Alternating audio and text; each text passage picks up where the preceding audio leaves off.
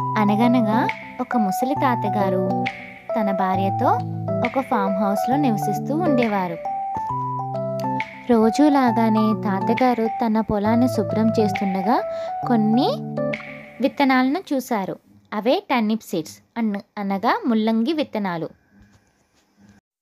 వాటిని ఎంతో జాగ్రత్తగా భూమిలో పాతిపెట్టి రోజు నీళ్లు పోసేవారు తాతగారు.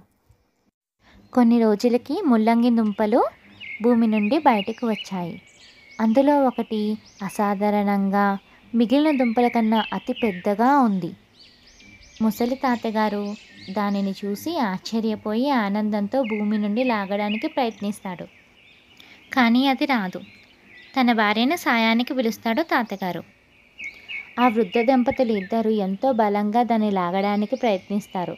కానీ అది భూమి నుండి రాదు. అప్పుడు వాళ్ళు తమ పక్కింట్లో ఉంటున్న పిల్లవాడిని సహాయం కోరుతారు. ఆ ముగ్గురు కలిసి ప్రయత్నించినా అది భూమి నుండి బయటికి రాదు. అప్పుడు ఈ చిన్న పిల్లవాడు తన చెల్లిని సహాయం కోరుతాడు.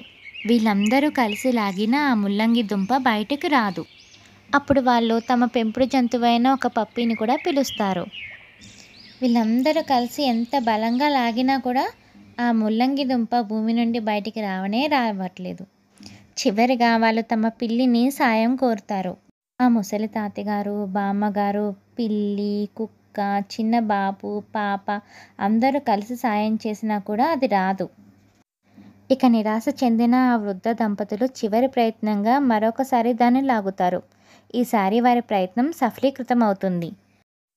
ఎంతో అతి పెద్దదైన ఆ ముల్లంగి దుంప భూమి నుండి బయటకు వస్తుంది.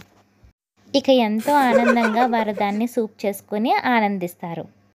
మీకు ఈ కథ నచ్చినట్లయితే please do subscribe my channel.